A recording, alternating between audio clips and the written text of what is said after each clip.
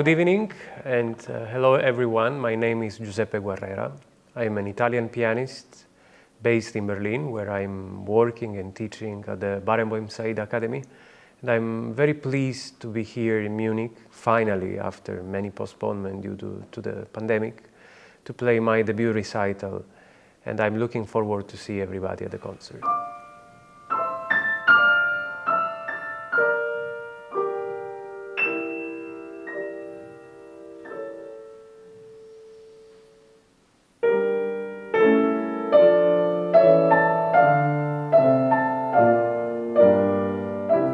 Well, it's something that I don't usually think too much about because I try as much as I can to be focused on the music and on the ideas behind composition and on the feelings that are needed in order to convey a certain musical message. So usually I rely on the fact that the more focused I am on music, the less the stage becomes a place of fear. Also, I mean, fear of what? Fear of the audience? I don't think so, because the audience is there to enjoy.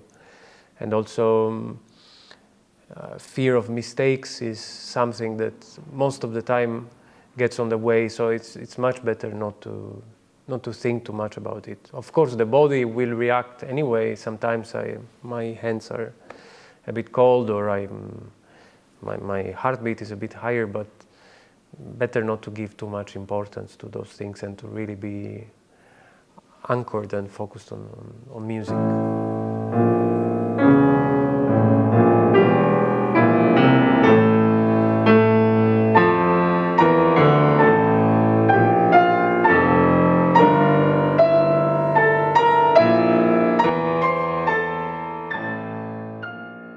I try to go to Sicily 2-3 times per year when I can, and I love to be both in Berlin and to go back to Italy. The thing with Italy is that if I go there for more than 3, 4, 5 days, then it's very difficult to go back because the weather is extremely nice, the food is very, very good, and I have a lot of friends.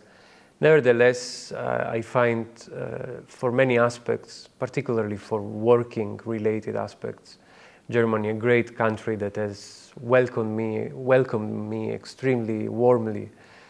And to get back to Germany to work and to exchange ideas and opinions with colleagues and great people around, because Berlin is a great cultural center, is really a privilege. So in a way, it compensates the things that are. I find that the two countries balance each other very well the moment I can go back and forth, because I can find nice weather there and nice working conditions in Berlin.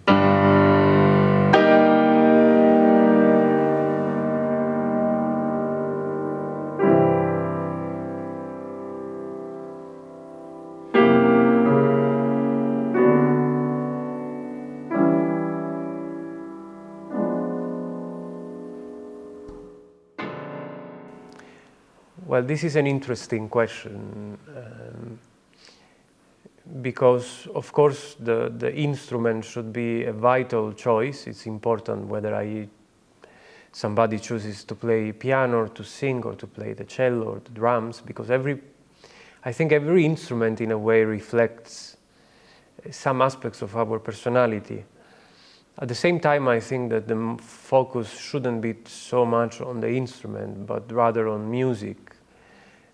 So in that sense, I think the vital aspect the most important aspect is that there is love and passion for music, and this should be the magnet, the force that drives everybody to start an instrument. I know many people that start because they are obliged, for example, from parents.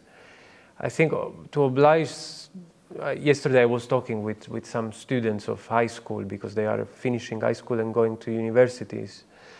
And we finished the conversation by agreeing on the fact that you cannot oblige anybody to love something. You can encourage, you can expose, you can invite, you can let people try, but never in an oppressive oppressive way. So I think this is very important, that the environment where we experiment with different instruments is a friendly environment, and because I suppose we are especially talking about kids, let kids play and decide on their own.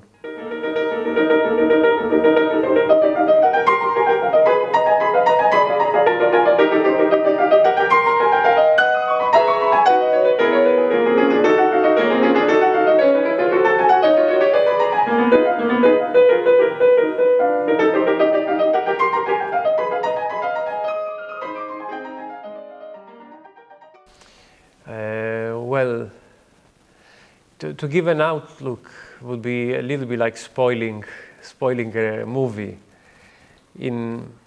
Of course, I'm joking. The combination of the pieces the combination is quite interesting, because some elements of Beethoven are very much linked to Schumann, and some elements of Schumann are very linked to Mussorgsky. And I'm talking really about musical elements. There are, in particular, elements related to bell sounds, the sounds of the bell at the end of Schumann that reoccur at the end of Mussorgsky. There is a lot of lightness and sort of flying figures, particularly in the finale of Beethoven's sonata in D major, that really reoccur in Schumann Papillon, that is also in D major. There is both pieces finish in this, they disappear.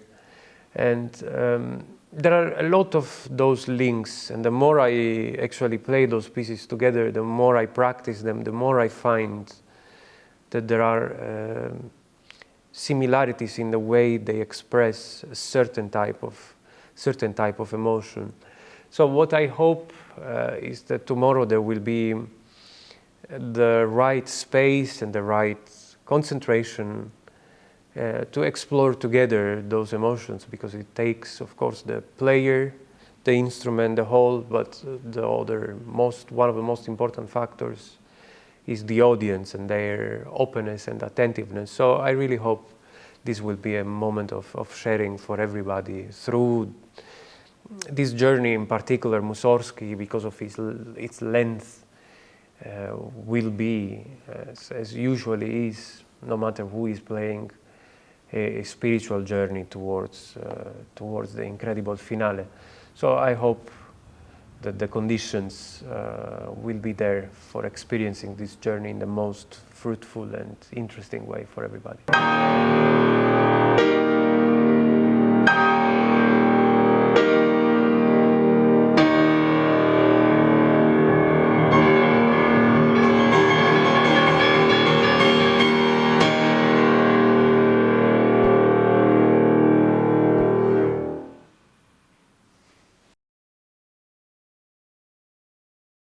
The Herkulessaal has been a very challenging hall for me, because I worked there and I had the possibility to be involved in a lot of contemporary music, not only with Acht but other composers as well. And it was for me the first real encounter with contemporary music. And in particular, when I received the score of Acht, I immediately tried to look for the composer on Facebook. He's a young composer. He's maybe 26 or 27, so even younger than me. And therefore, it's easier to reach out to those people, because they are very present in the mass media and in the social media, not mass media, sorry. The moment I wrote to him, actually was at the end of August, and we were talking about meeting in Sicily. He's a French composer, and I told him, please, maybe if you want, you can come to my place in Sicily, we can work together on the piece, and then be ready for the rehearsal in Berlin. This unfortunately didn't work out due to bad flight connections, but we were in contact through Skype. I asked many questions, and then he came to Berlin 2-3 days before the first rehearsal with the ensemble.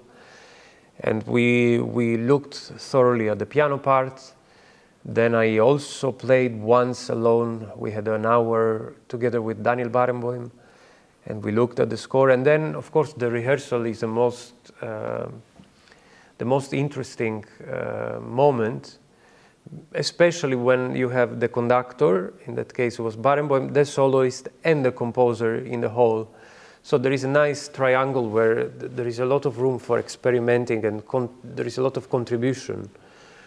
So I find to work with composers a very liberating process for a simple reason, because all the composers I worked with are very flexible with the score.